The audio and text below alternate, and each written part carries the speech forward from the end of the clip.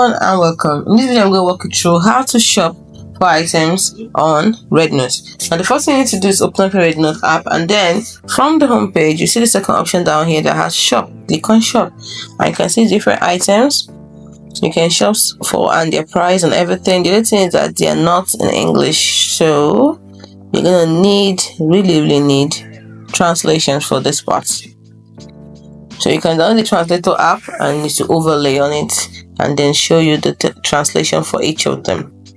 So you want to add to cart, simply click on the item, let's see, and then click on this cart icon here.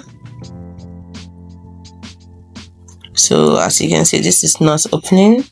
They must have written something I'm not aware of. Function upgrade not open. Okay, so but that's how to do it. So